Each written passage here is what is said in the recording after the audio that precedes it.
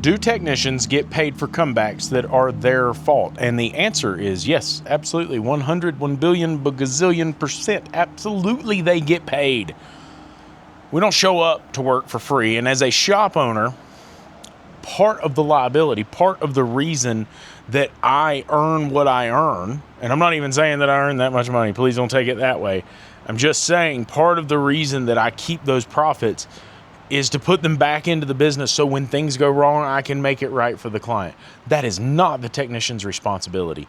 If you have a quality problem with a technician, there are coaching methods to work through that. And if they can't improve their quality, they kind of need to be terminated, right? Like, because our clients and consumers are depending on us to provide a high quality product. And if our staff can't do that, and you know, we talk a lot about price. If you want to offer a really low quality product and they know that, hey, they've got a taillight warranty that says the minute that I can't see your taillights, you're out of warranty, you can probably charge less and run a lower quality technician. If you want to offer a 5-year, 100,000 warranty, and you want to run really great technicians that do a really good job and you pay them a lot more, that's fine too. But the reality is it should not be their responsibility to warranty the work. That's the shop's job. They should not be buying the parts for the warranty, and they should not be providing free time for the warranty. Now, I've had guys come to me and say, boss, I miffed this. I screwed this up, dude.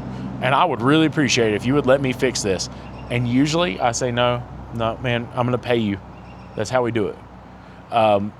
Again, this is a liability thing in my eyes, because I signed up for that liability. My techs did not.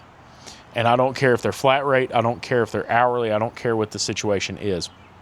Now, some methods for working through that: if you have a technician who is continually having quality problems, first of all, set the standard. What quality do I expect? With my guys, I talk all the time about, here's what I want. I want the bolts torqued. I want them marked with torque mark. I want pictures of the completion photos or completion photos of the work to show that the work was done. I want a test drive after it got done to make sure the work was done correctly. Make sure we don't have any leaks. They're supposed to recheck their work, right? I want parts cleaned before we reinstall them. Like, I have a standard, and they know what that standard is. If you have a standard and you have not communicated that standard to them, it is not fair. If you have communicated that standard to them and they are still not hitting the mark, then you go and show them what your standard is and talk to them about the quality standard and say, hey, where are we having this issue? So you take an issue and you diagnose the issue just like you diagnose or test a car.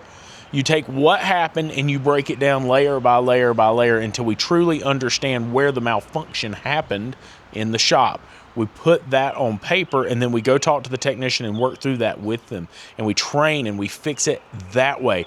But we do not blow up on the technician and say, you're going to pay for this, because they're not compensated in that way.